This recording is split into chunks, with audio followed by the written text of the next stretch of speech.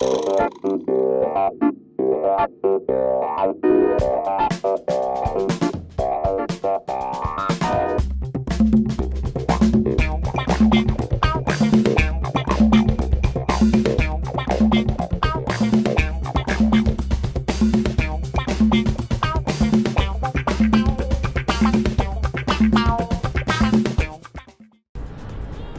mythological character and why? Right now, I would say I'm really deep into Orpheus. His descent into Underworld and the reasons for it, and what happened to him. And I don't want to reveal it to anyone who doesn't know the story. Go out and see the movie. I'm identifying with very closely. So. We should have an Orpheus medallion up here. Orpheus What? medallion. Okay, so look at that. That is...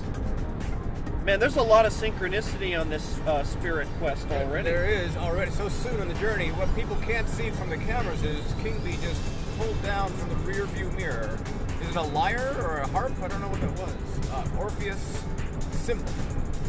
What is the most frightening painting that you've ever painted? The one I'm not willing to do. How much exposure to the desert have you had? I've always wanted to go, and it's so strange. I had a studio in Lancaster for a little while when I was working on my Illuminator series, but I was so knee deep in working in it, I never even bothered to go on a hike or whatever. Much to my shame. So We mentioned your first painting of a wizard traveling by way of rock. that might have been a guess on my part. That's hard to remember. But is there any through line from that wizard's floating rock to this seemingly transportational rock? Jackalope rock.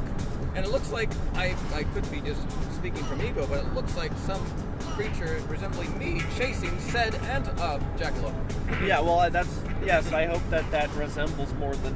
I hope you can see a little bit of yourself in there. I see a lot of myself, and then the pants, the bell bottoms are spectacular.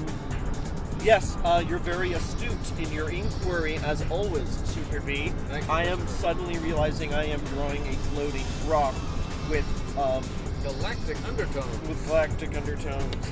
And I see a vampiric wizard witch. The trickster, you see, always waiting, always there. But the deviousness that I see, just a little bit subtle deviousness in the eye of the jackalope, would that be a flavor of darkness that's just... Well, the trickster is a shadow figure, which means it's a figure that exists in the borderlands between light and dark. Are you familiar with a colleague of mine known as King Bee Shadow? I mean, I don't know if that's the same kind of shadow figure, but... No, I'm not very knowledgeable of other of the bee community. What's remarkable is that King Bee can wear a bowler, but his shadow still is wearing a top hat.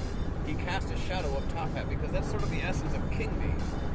Christopher, I think we're getting closer now to Jumbo Rocks. And of course, as we approach Jumbo Rocks, we need to get ourselves into a different headspace and maybe even some different gear. Okay. But let's talk about, as we wrap up this leg of the journey, because of course there's more journeys ahead of us. What do you do when you prepare for a new experience or a new transition? I think it's very difficult to prepare for a new transition because it's you're transitioning and it's new and you have no freaking idea. It's thrusted upon you. Yeah, but I'm learning. Like, first of all, you've got to do your homework and you've got to constantly get ready to get ready to get ready. Right? That's the mantra. And so, as best you can, do the best you can one day at a time. I think it's remarkable that this evolving drawing does have some rocks that one might characterize as jumbo. I think it's remarkable. Well, I'm kind of really excited. I don't know where we're going, but I'm really excited about it. And I've just been kind of dreaming about it, and I'm just kind of putting down things that, give me the feeling. So thank you so much for taking me on this spirit quest, and Thank you for being with us, and I let's see feel what like we find. this is a precursor to what we're about to experience. Awesome. Thank you, Super. Thank you, Christopher, here on the inaugural edition of Driving and Drawing of the Hive O'Clock News. Superbee with King Bee at the helm.